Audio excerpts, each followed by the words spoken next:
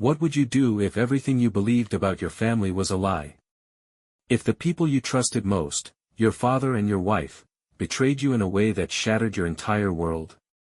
Imagine dedicating your life to faith, community, and love, only to uncover a secret so devastating it drives you to the brink of madness. This is the story of Elijah King, a preacher admired for his devotion, kindness, and moral leadership. His life seemed perfect, a supportive wife, 5 beautiful children, and the unwavering guidance of his father, Deacon Henry King. But all of that was a facade, hiding a secret so horrifying that it would lead to a night of unimaginable violence. By the end of this story, you'll be asking yourself, what pushes a man of faith to commit the ultimate betrayal against his own family? Was Elijah's crime an act of justice, or the result of an unbearable truth that no one could live with? Before we start, we would like to welcome you to our channel, True Crime Zone HQ. Thank you to all our viewers and a special shout-out to our subscribers for your continued support. Together, we strive to improve and bring you daily updates on both told and untold true crime stories. Please don't forget to click the subscribe button if you haven't. Let's start. Let's begin. Elijah King was the kind of man people admired instantly. At 42 years old, he had built a life that seemed blessed in every way. A devoted husband, a proud father of 5, and a passionate preacher who inspired his congregation with fiery sermons about love, faith, and family values.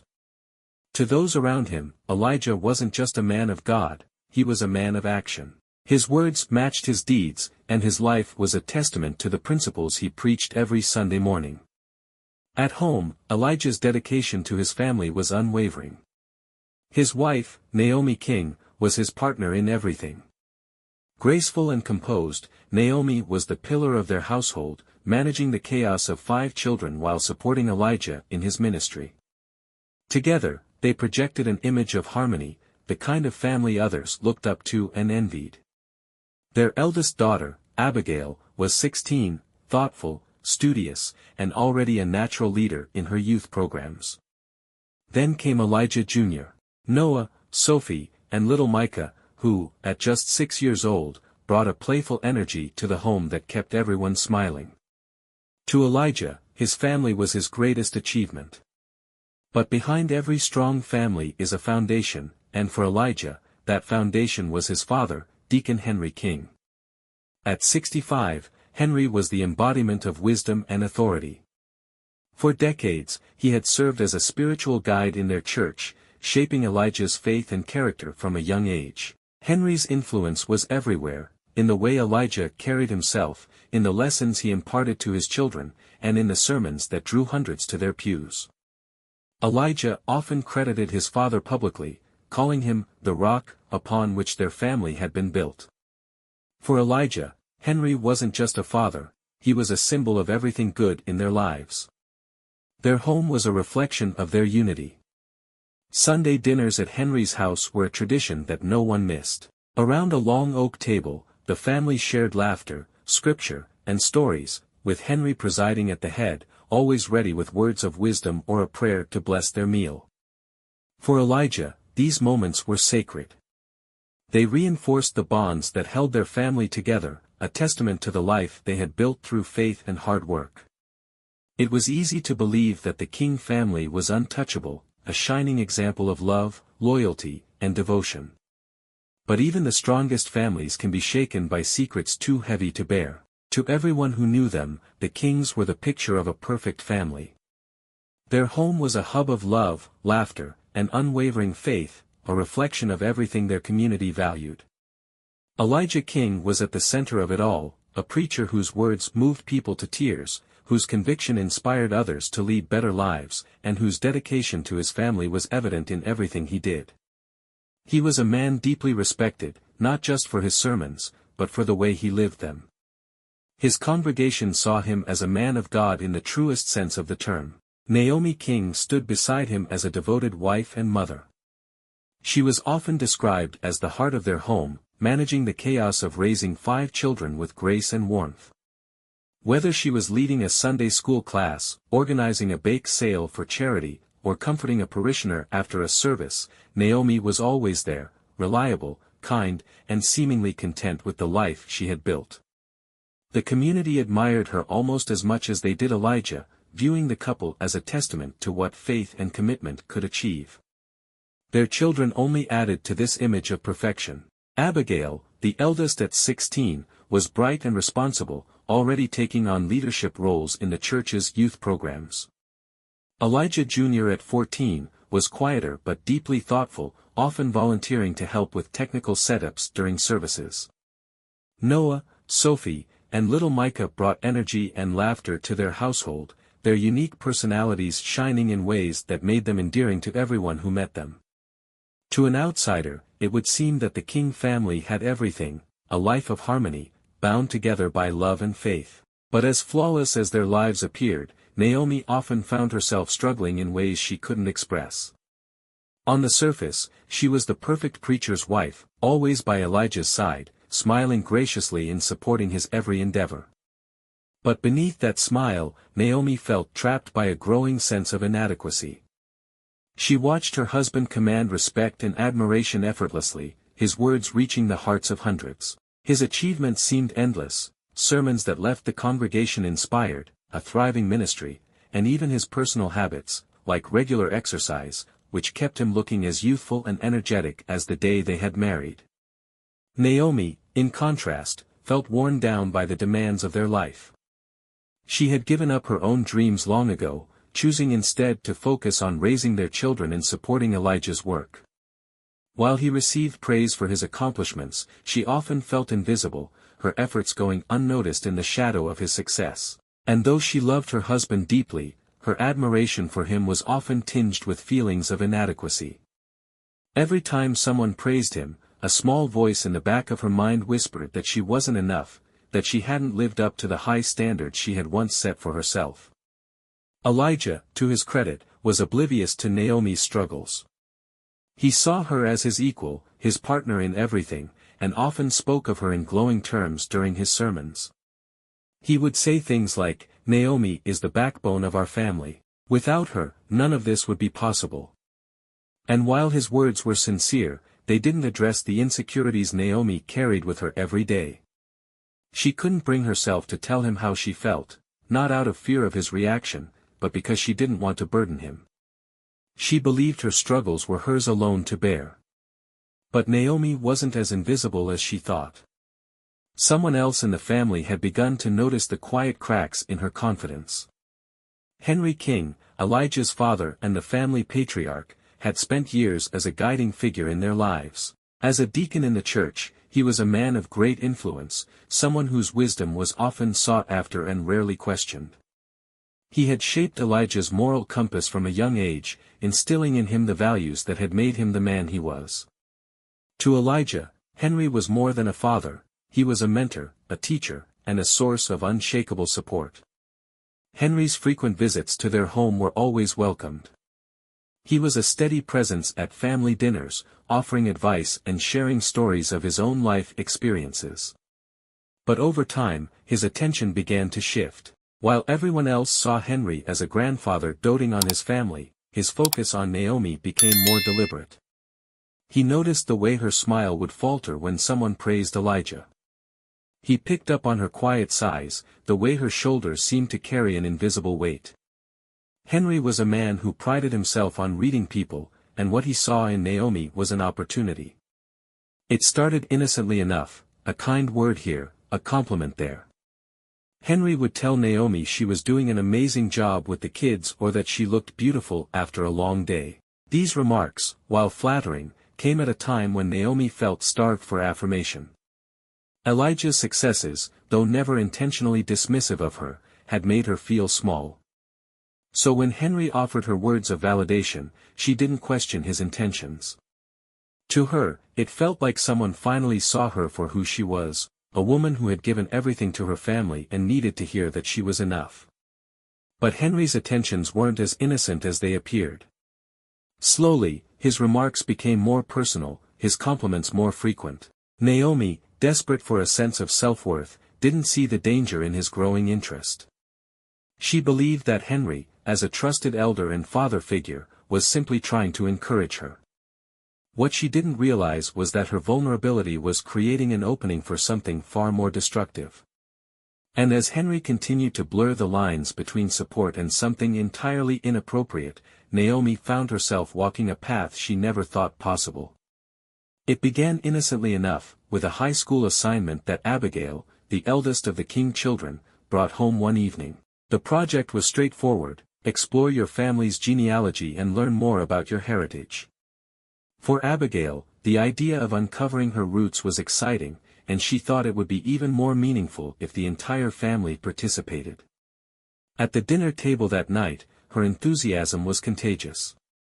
She shared her plan with the rest of the family, explaining how everyone could take a DNA test and discover new connections to distant relatives or historical ties they'd never known. Her younger siblings buzzed with excitement, imagining royal ancestors or exotic lineages hidden in their bloodlines.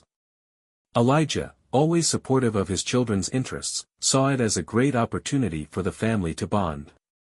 He smiled warmly at Abigail, praising her initiative and saying, "That's a wonderful idea. It'll be something we can all do together." Across the table, Naomi offered a faint smile, though her hands trembled slightly as she reached for her glass of water. Her voice, when she spoke, was softer than usual. "I'm not sure, Abby," she said hesitantly. "These things aren't always accurate, and they can be invasive." Her words hung in the air, a subtle shadow over the children's excitement. But Elijah dismissed her concerns with a reassuring tone, placing his hand gently over hers. "We have nothing to hide," he said with confidence. "It's just a fun project, and Abigail will learn a lot from it." Naomi nodded slowly, her reluctance masked by a forced smile.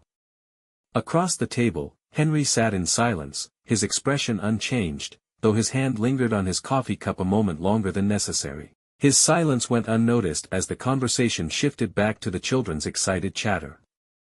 Within days, the DNA kits arrived, and the family gathered around the kitchen table to complete them. There was laughter as the children struggled with the instructions and jokes about who might have the most surprising ancestry. Even Naomi seemed to relax, her apprehension pushed aside by the light-hearted atmosphere. The tests were mailed off, and life returned to normal, at least, for a while. Several weeks later, an email notification arrived, the results were ready. Abigail was the first to notice and eagerly gathered the family around the computer. The children buzzed with anticipation as Elijah clicked through the website, bringing up the family's shared account. The initial results were thrilling: percentages of ancestry tied to various regions, historical insights, and even connections to distant relatives. The room was filled with laughter and curiosity as they explored the data together. But as Elijah scrolled further, something caught his attention. His brow furrowed slightly as he leaned closer to the screen, his jovial expression giving way to confusion. He clicked through several tabs, his eyes scanning the information carefully. The room grew quieter as the children noticed their father's sudden change in tone. "Wait," Elijah said, his voice steady but tinged with unease. "This says I'm not a match to any of the kids as their biological father." For a moment, the statement hung in the air, incomprehensible to everyone in the room. Abigail, her excitement fading, asked, "What does that mean?" Elijah laughed nervously, shaking his head. "It's obviously a mistake," he said, his tone firm. "Probably some kind of error in the database." But his attempt at reassurance was met with silence. Naomi, who had been standing behind him, visibly stiffened. Her hand gripped the back of the chair for support, her knuckles white. Across the room, Henry's gaze remained fixed on the screen, his expression unreadable. Determined to resolve what he believed was a simple error, Elijah contacted the DNA company the following day. He explained the situation, confident that the issue would be resolved quickly. But when the response came, it left him shaken. Over the phone, a representative confirmed the results. "We've triple-checked the data," the voice said with precision. "There's no mistake. The children's biological father is someone else, and the genetic markers match another close relative within your submitted samples." Elijah's heart pounded as the weight of those words sank in. The only other relative who had submitted a sample was Henry. Stunned, Elijah pressed the representative to recheck, but the answer remained the same. When he hung up, his hands trembled, and his thoughts raced. This wasn't just a mistake. This was betrayal, a betrayal so unfathomable that it threatened to destroy everything he knew about his family, his marriage, and himself. That evening, Elijah returned home with the printed results in hand. Naomi was in the living room, folding laundry, her expression tense. Without a word, he placed the papers on the table in front of her. "Explain this," he said, his voice cold and sharp. Naomi's eyes darted to the papers, and for a moment, she said nothing.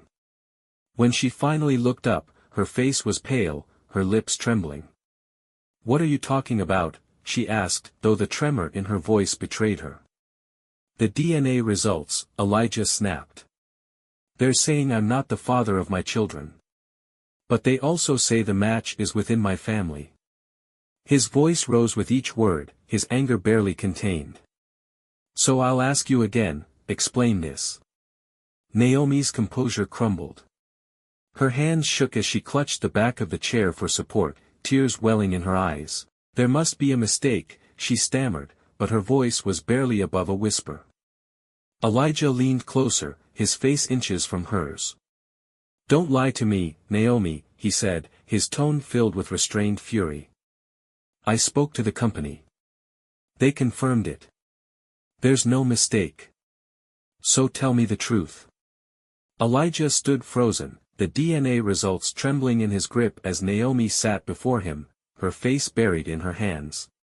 The woman he had shared his life with, the mother of his children, now seemed like a stranger. Her sobs filled the room, but they offered no comfort, only an overwhelming sense of betrayal. "Tell me the truth," Elijah repeated, his voice low but firm. "What happened?" Naomi's shoulders shook as she tried to gather herself. Her voice was barely audible when she finally spoke. "It started years ago, early in our marriage." She paused, glancing up at Elijah, whose piercing gaze urged her to continue. "I never wanted to hurt you. I didn't know how to stop it." Elijah's heart pounded as he listened. Naomi described how her insecurities had consumed her over the years. She spoke of how she had felt lost, overshadowed by his unwavering success and perfection. "You were everything I wasn't," she said, tears streaming down her face. "You had a job you loved, talents that everyone admired, and this incredible strength. I couldn't keep up with you. I tried, but every day I felt more like I was failing." Elijah's mind raced as her words painted a picture of a marriage he had thought was solid. He had never realized how much Naomi had struggled, how she had felt diminished in his shadow.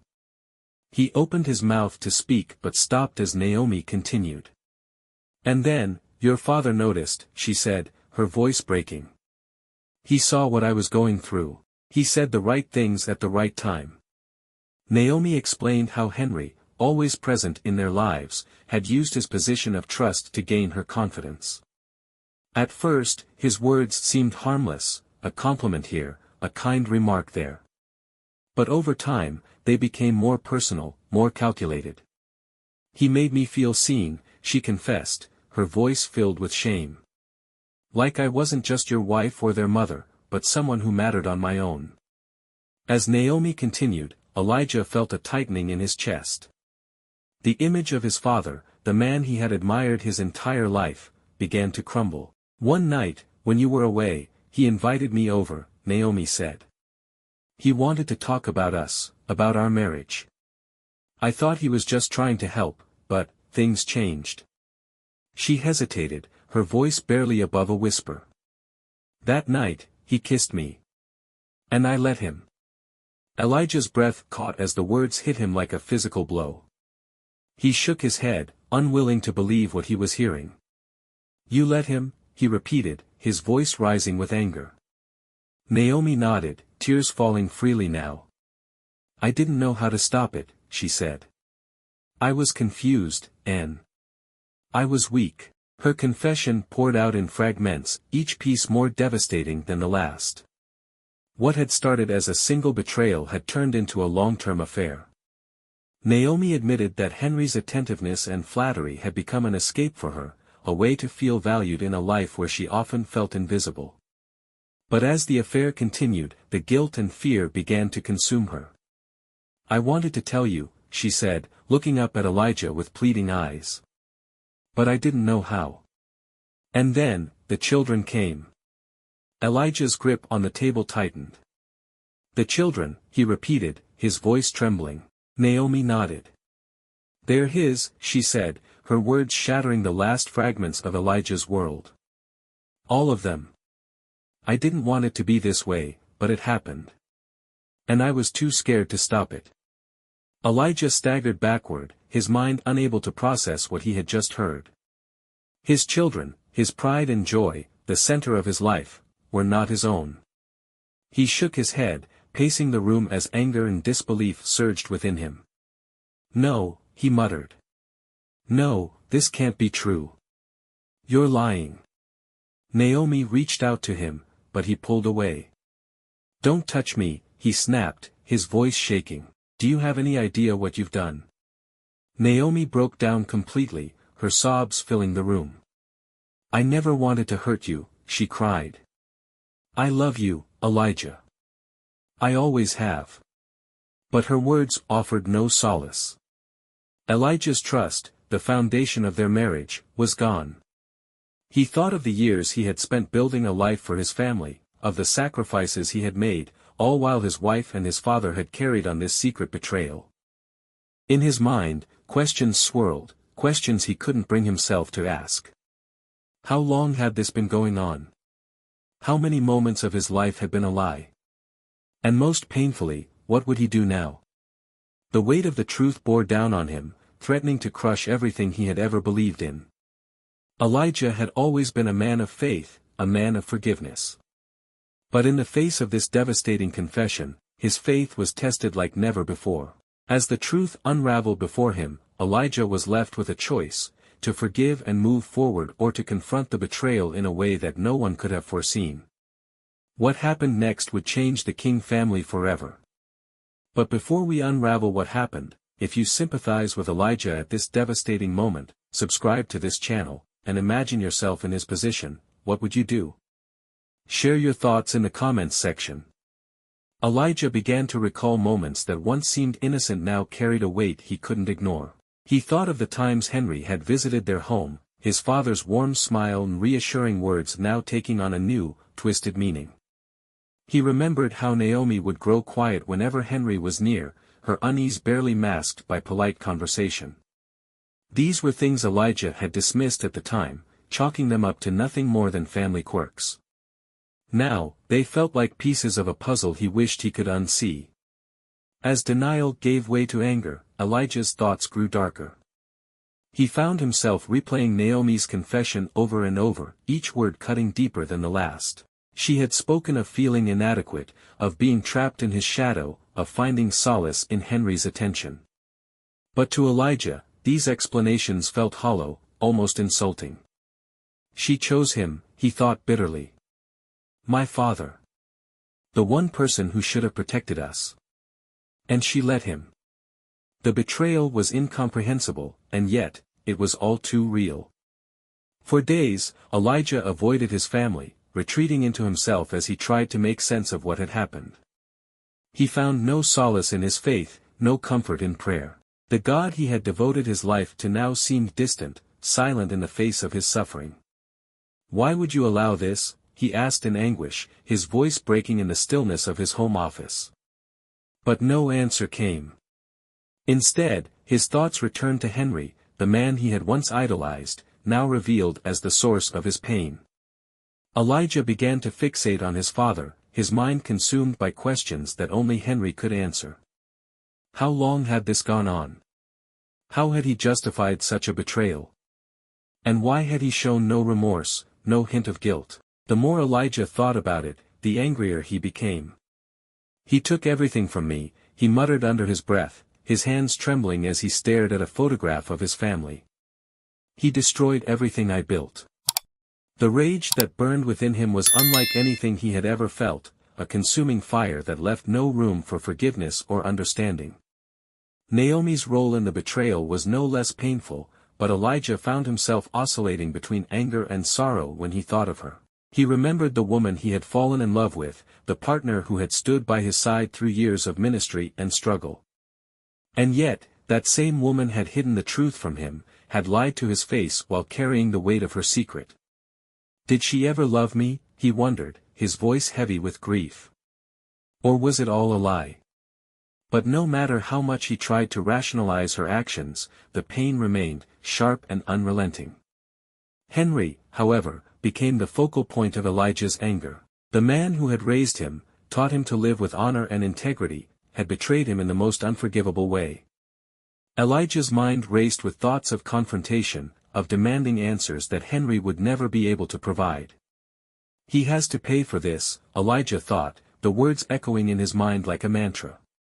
He can't just walk away from what he's done.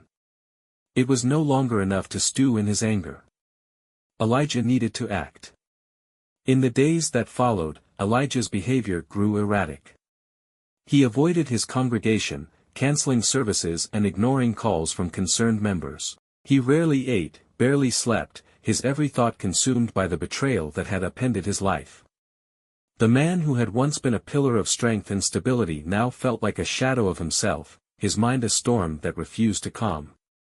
But beneath the chaos, a plan began to take shape. Elijah's thoughts, once scattered and aimless, now centered on a single purpose, confronting Henry. He told himself it wasn't just about vengeance, it was about justice. God's justice, he whispered to himself, the words both a justification and a warning. What Henry did was a sin, and he needs to answer for it. The more he repeated it, the more convinced he became. This wasn't about his anger or his pain. It was about righting a wrong that should never have been allowed to happen. As the hours passed, Elijah's resolve solidified. He knew what he had to do, and there was no turning back. The man who had spent his life preaching forgiveness and compassion was gone, replaced by someone unrecognizable even to himself. All that remained was the fury and the conviction that Henry had to face the consequences of his actions. And as Elijah prepared to confront his father, one thought consumed him above all else: this ends tonight. Elijah King sat alone in his car, gripping the steering wheel so tightly his knuckles turned white. The printed DNA results lay crumpled on the seat beside him, their truth searing through his mind like a red-hot blade. His thoughts were a chaotic storm, bouncing between disbelief, betrayal, and a rage he could no longer contain. For hours, he had driven aimlessly through the quiet streets of his town, the weight of Naomi's confession pressing on his chest like a boulder he couldn't move. Every corner of his mind replayed her words, each sentence cutting deeper than the last: they're all his. When Elijah finally pulled into the driveway of his home, it was well past midnight. The house was dark, its windows quiet and unassuming, as though nothing inside had changed. But for Elijah, everything had. He stepped out of the car and walked toward the door, each step heavier than the one before it. In his hand, he clutched the results, the damning proof of the betrayal that had shattered his family. As he turned the doorknob and stepped inside, the faint creak of the wood beneath his feet echoed in the stillness, a sound that felt almost deafening in the silence of the night. Naomi was in the living room, sitting on the edge of the couch with her hands clasped tightly in her lap. She had been waiting for him, her tear-streaked face lit only by the dim glow of a nearby lamp. She looked up as Elijah entered, her eyes filled with a mixture of fear and pleading, but there was no comfort in his gaze. He stood motionless for a moment, staring at her as though she were a stranger, before tossing the crumpled papers onto the table between them. "Explain it again," he said, his voice low but trembling with restrained fury. "Every word."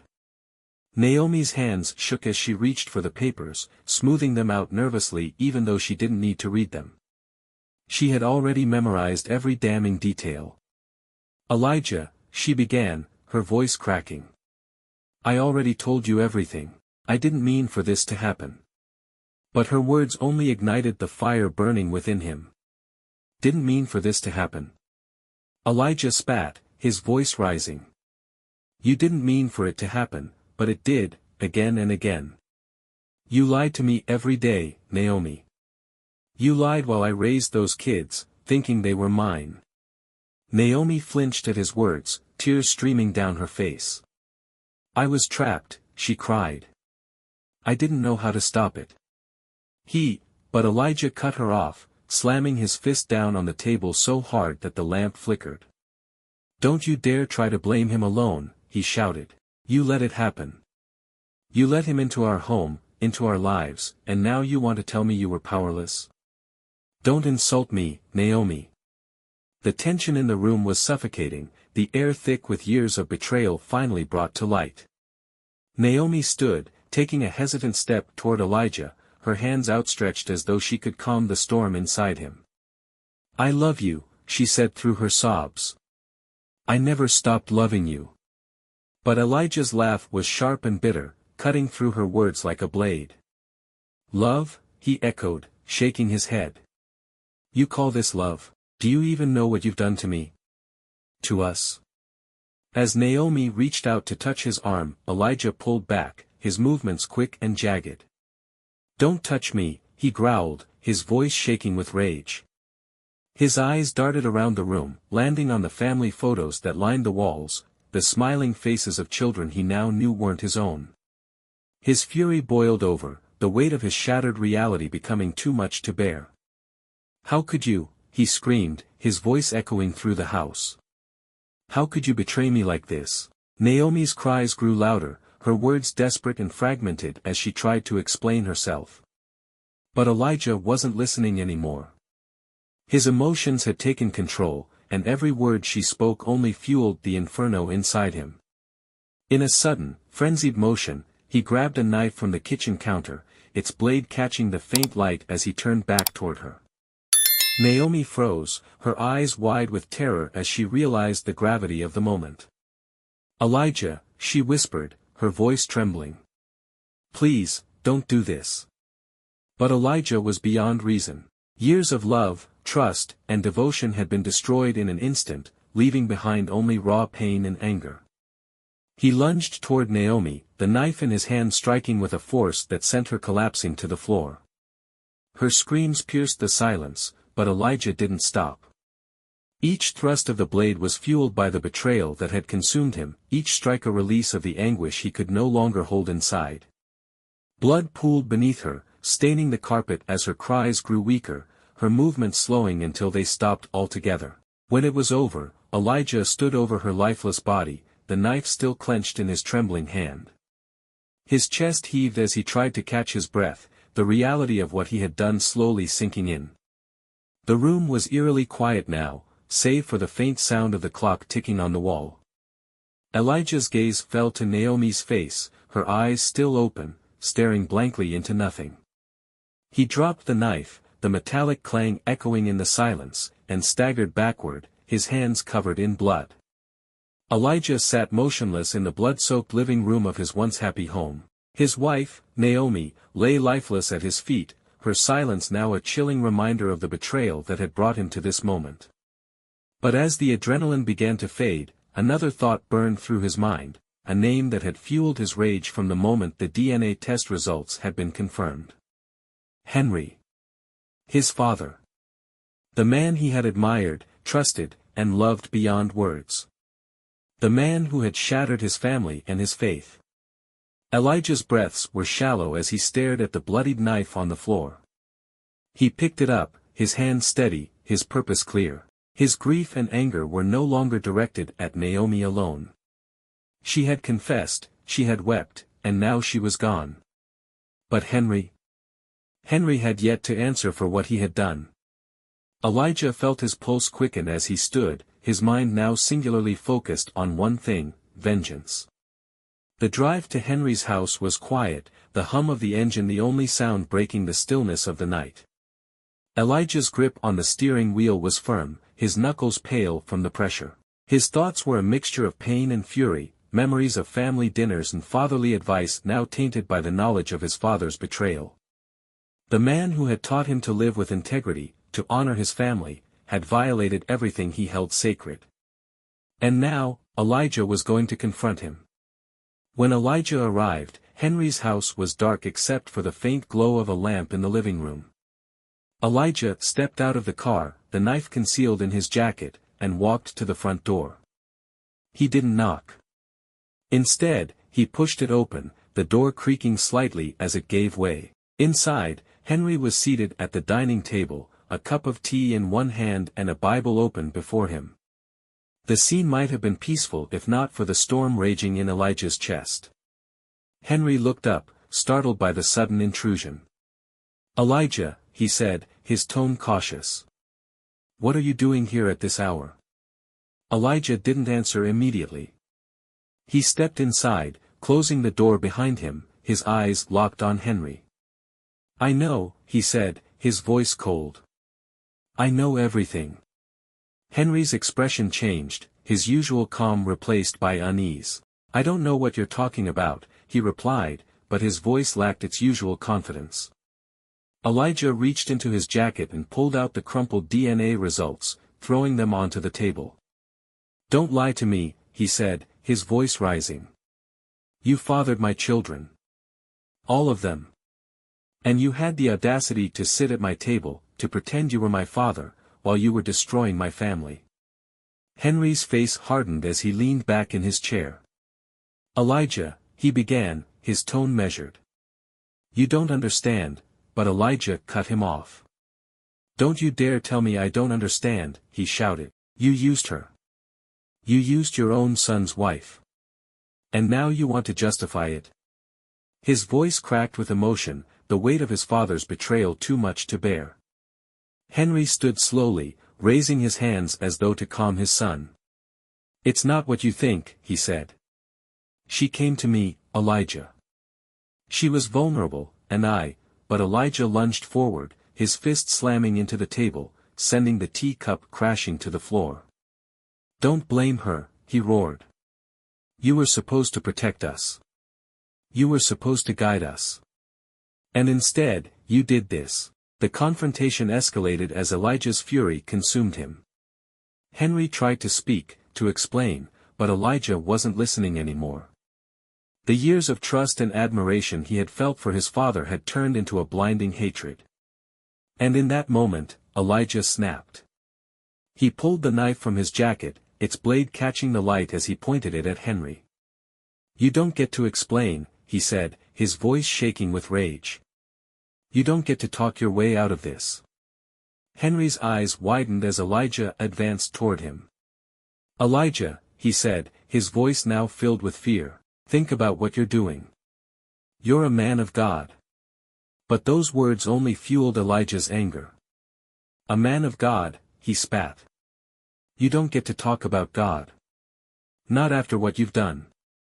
With a swift motion, Elijah thrust the knife into Henry's side, the impact sending the older man stumbling backward. Henry cried out in pain, clutching the wound as blood seeped through his shirt. But Elijah didn't stop. He struck again and again, each movement fueled by the betrayal that had destroyed his life. As Henry collapsed to the floor, gasping for breath, Elijah stood over him, his chest heaving. But even as Henry's strength faded, Elijah wasn't finished. He knelt beside his father, his face void of emotion, and carried out an act of vengeance so grotesque it defied comprehension. With the same blade, he castrated Henry, a symbolic retribution for the years of deceit and manipulation. Henry's screams echoed through the house, but they soon faded into silence as his body went limp, his final breath leaving him in a ragged exhale. Elijah sat back, the knife slipping from his hand, now slick with blood. The room was eerily quiet, the only sound the ticking of a nearby clock. He stared at Henry's lifeless body, his mind numb from what he had just done. For a moment, he felt nothing, no relief, no satisfaction, only an emptiness that consumed him. What do you think about Elijah's action? Killed his wife, also killed and castrated his father. If you believe they didn't deserve this kind of treatment, subscribe to this channel and tell us more in the comment section. As Elijah stepped out onto the front porch of his father's home, his body coated in drying blood, his movements deliberate yet unhurried. In one hand, He clutched the Bible he had carried with him through the years, its pages worn from countless sermons and moments of personal devotion. In the other, his hand hung loosely at his side, stained crimson from the violence he had just unleashed. The quiet suburban neighborhood, still blanketed in the hush of early morning, seemed oblivious to the horrors that had just unfolded inside the house. Elijah sat down on the porch steps, the weight of the night pressing down on him. His chest rose and fell steadily, his mind replaying every moment, the confrontation with Naomi, her cries for mercy, the way Henry's voice trembled as he tried to explain himself. It was all done now. Both of them were gone, and with them, the lies that had poisoned his life. Yet, as he sat there, he felt no relief. The emptiness that had consumed him since the DNA results had arrived still lingered, hollow and unrelenting. A neighbor, awakened by the distant sound of breaking glass and muffled cries, had called the police moments earlier. The faint wail of sirens now drifted through the air, growing louder with each passing second. Elijah didn't flinch. He didn't move. He simply sat there, staring out into the darkness, waiting for what he knew was coming. The knife he had used to end both lives lay discarded behind him, a silent witness to the bloodshed. The first squad car arrived, its lights casting flashes of red and blue across the quiet street. 2 officers stepped out cautiously, their hands resting on their holstered weapons. They approached the porch slowly, their eyes scanning the scene before them.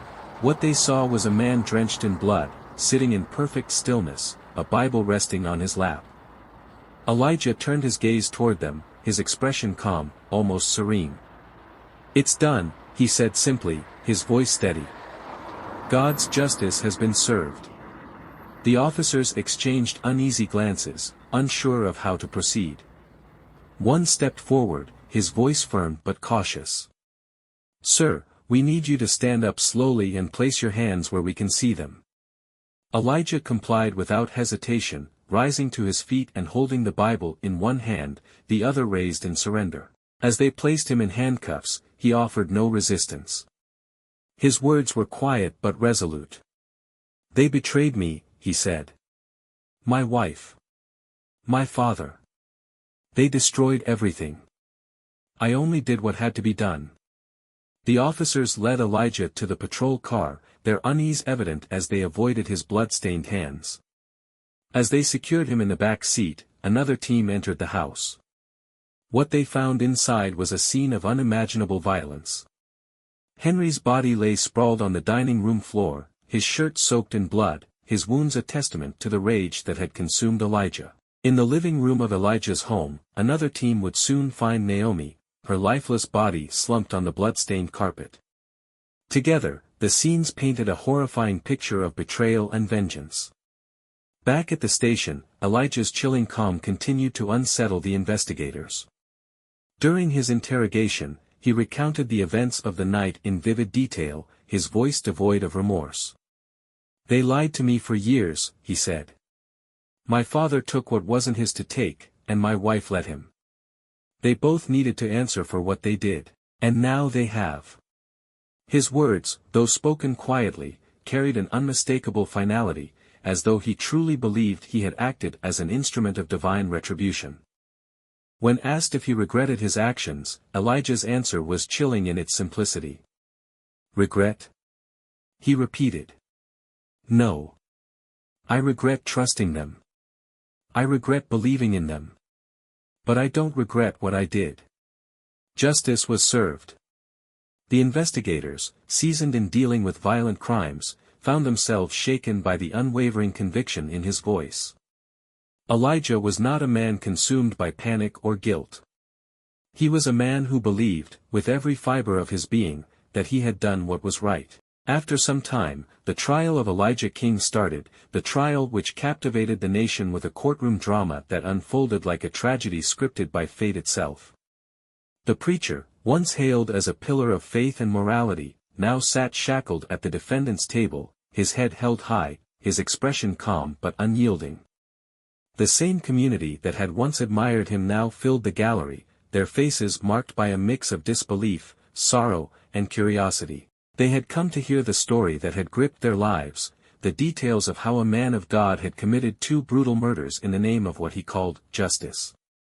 The prosecution wasted no time in painting Elijah as a calculated killer. They described his actions as deliberate and merciless, highlighting the premeditated nature of the crimes.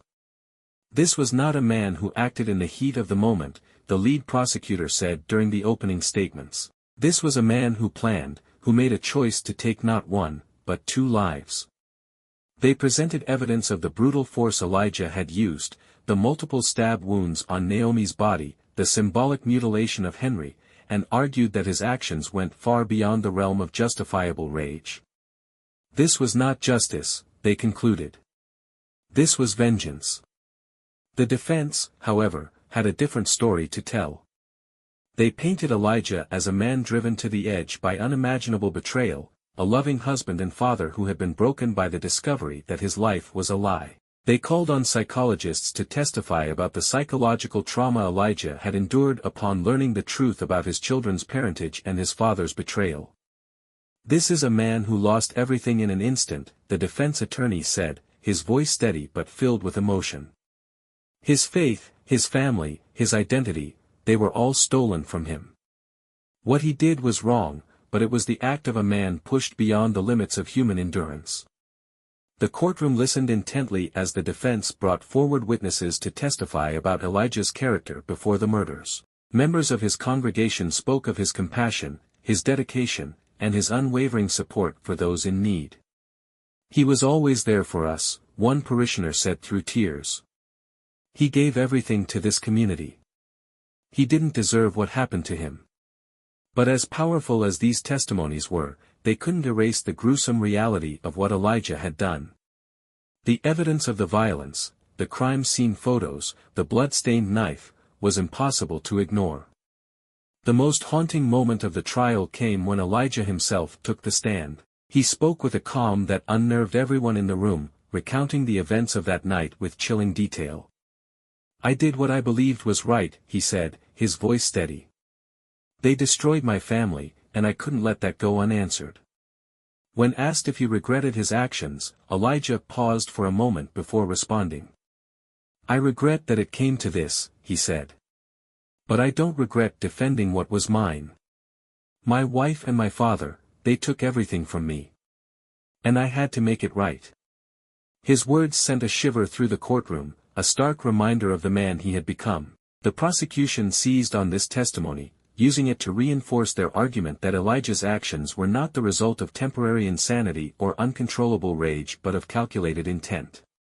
He planned this, the prosecutor said during closing arguments. He thought about it, he chose to act, and he carried it out with precision. This was not a man who snapped. This was a man who made a choice to kill. Outside the courthouse, the community wrestled with their own feelings of betrayal.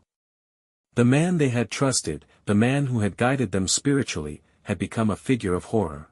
People who had once filled the pews of Elijah's church now gathered outside the courthouse, some holding signs demanding justice for Naomi and Henry, others praying for Elijah's soul. The divide was stark, with some believing he had been driven to an unimaginable breaking point and others condemning him as a murderer who had betrayed his own teachings. The media coverage was relentless, each headline more shocking than the last. Preachers fall from grace, one article read.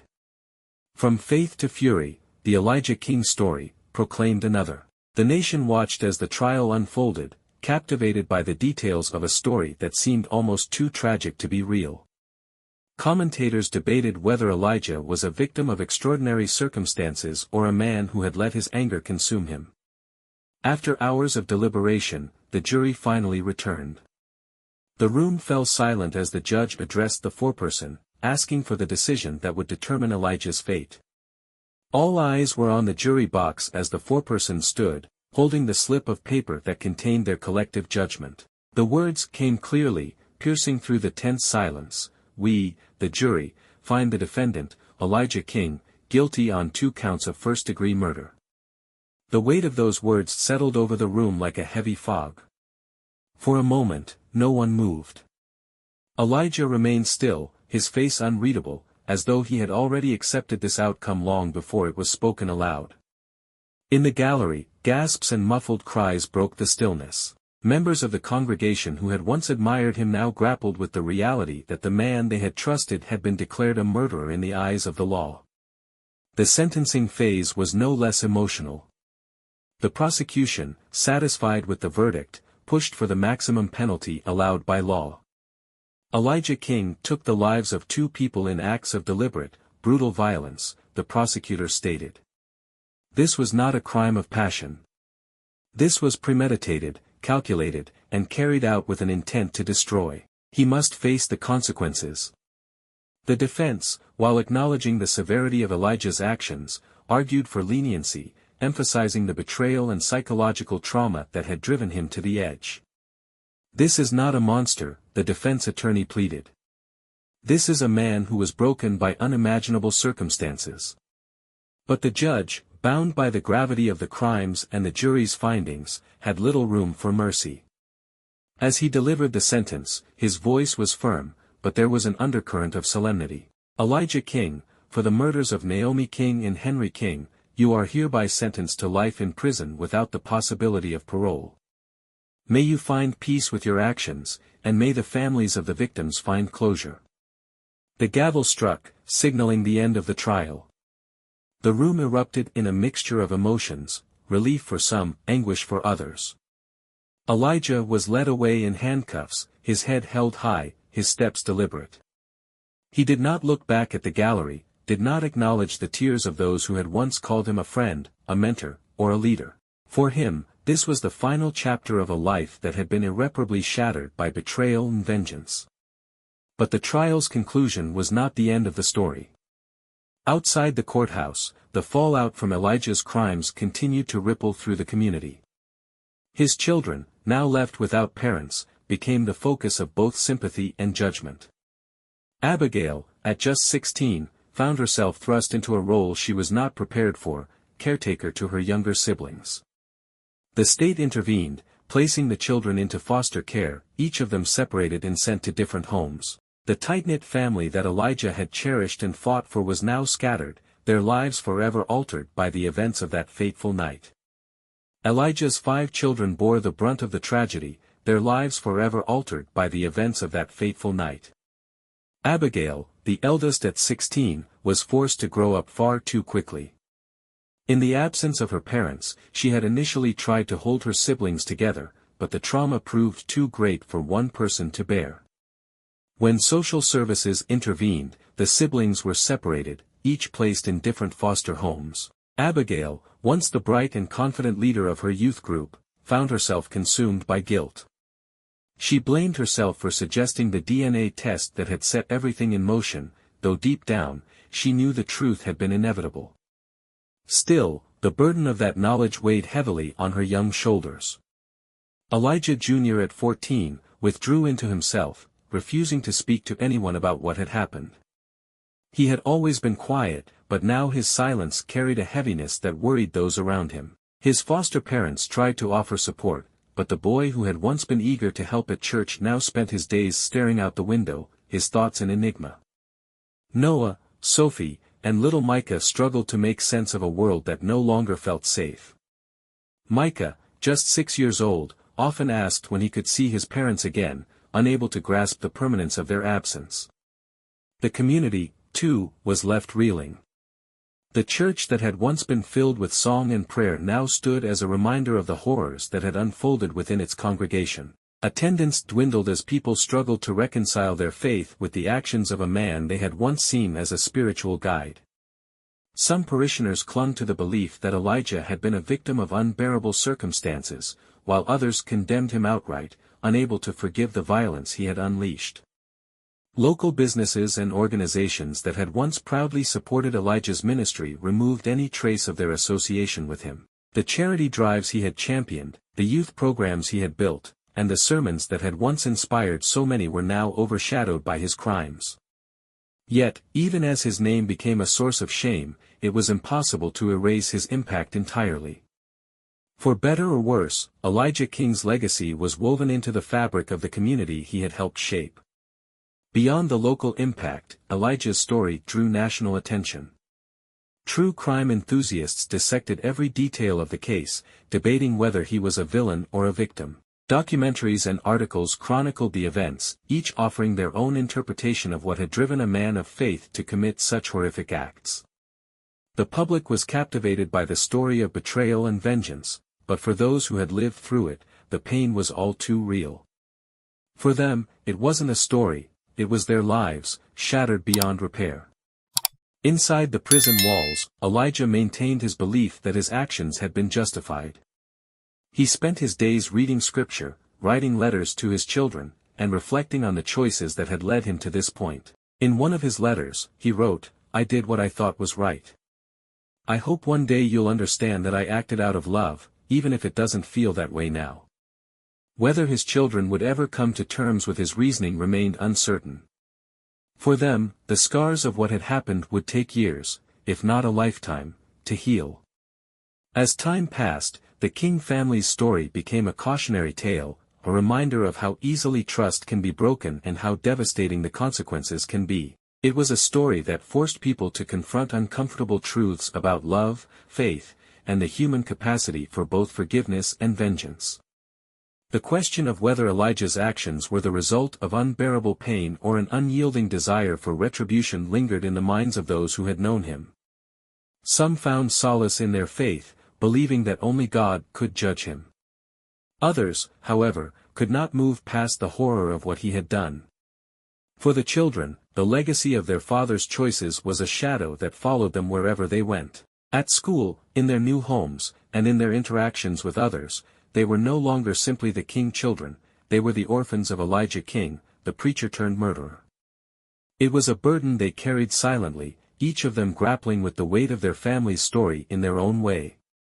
And yet, even in the midst of such tragedy, there were glimmers of hope. Abigail, despite her guilt and grief, found solace in helping others, dedicating herself to causes that supported children in foster care. Elijah Jr., though still quiet, began to find his voice through art, using drawing as a way to process his emotions. Slowly, the siblings began to rebuild their lives, each step forward a testament to their resilience in the face of unimaginable loss. Elijah King's story lingers like a haunting memory, not just for his family but for the community and the nation that watched the events unfold. It is a tale steeped in pain, betrayal, and the devastating consequences of choices made in moments of rage. At the heart of it lies a question that refuses to be answered simply: was Elijah justified in his actions, or did he let his grief and anger consume him to the point of no return?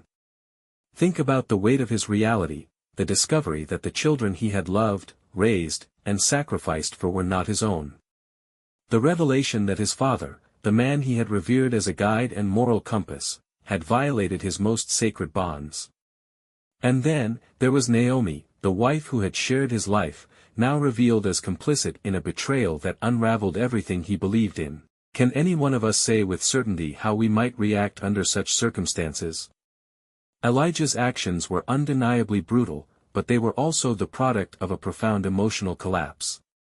He was a man broken by the unimaginable, a man who felt that everything he had built, every value he had lived by, had been destroyed by those he trusted most. But does that excuse the bloodshed? Does it justify taking 2 lives in a quest for what he believed to be justice? Or did Elijah cross a line that no amount of pain could ever excuse? Let's consider Naomi for a moment. Her confession revealed years of feeling inadequate, trapped beneath the shadow of her husband's accomplishments. While she admitted her role in the betrayal, she also painted a picture of coercion and manipulation at the hands of Henry. Was she a victim as much as she was a participant? Did her vulnerability make her complicit, or does the burden of blame rest solely on Henry, who took advantage of her pain? These are questions with no easy answers, questions that linger long after the story ends. And then there's Henry, a man who, on the surface, appeared to be a pillar of strength and guidance, yet secretly harbored desires that shattered his own family. His betrayal was perhaps the most egregious of all, not just of Elijah, but of his own role as a father, a grandfather, and a moral leader. What drives a person to such acts of deceit and destruction? And was his fate, at the hands of his son, an act of justice or a consequence of his own actions catching up to him? For the king children, the legacy of their father's choices is a burden they will carry for the rest of their lives. Each of them will have to grapple with the knowledge of what their family once was and what it became. They are not just victims of circumstance, they are survivors of a tragedy that will shape them in ways they may not yet understand. Will they grow to forgive their father, or will his actions define their view of him forever? To the community, Elijah King will forever be a paradox. A man who preached forgiveness but could not offer it when it mattered most. A man who was seen as a beacon of morality but whose darkest hour became a cautionary tale. The congregation that once hung on his every word is now left to grapple with the question, how do you reconcile the good a person has done with the harm they have caused? Can faith endure in the face of such profound betrayal? This story leaves us with uncomfortable but necessary questions. Do you believe Elijah's actions were justified? How would you respond if faced with such betrayal? Would forgiveness even be an option, or would the weight of the truth drive you to a similar breaking point? These are not easy questions to answer, and perhaps they never can be. But one thing is certain, Elijah King's story is a reminder of how easily love can turn to hatred, how quickly trust can crumble, and how the human heart can be both fragile and unrelenting in its pursuit of justice. Elijah's descent into darkness is not just the story of a man pushed to his limits, it is a reflection of the choices we all face when confronted with pain and betrayal. Do we seek vengeance, or do we find a way to forgive? Do we allow anger to consume us, or do we rise above it? These are choices that define not just our actions, but who we are as people. Thank you for watching and joining us on this gripping journey into the life and downfall of Elijah King. His story challenges us to question the boundaries of trust, the weight of betrayal, and the decisions we make when faced with unimaginable pain. If you found this story compelling, don't forget to give this video a thumbs up and share it with others who love exploring true crime and the complexities of human nature. And make sure to subscribe to our channel so you never miss another story that will leave you questioning the world around you. Click the notification bell to stay updated on our latest content. We've got more real-life tales of betrayal, justice, and redemption coming your way. Thank you again for being here, and we'll see you in the next story.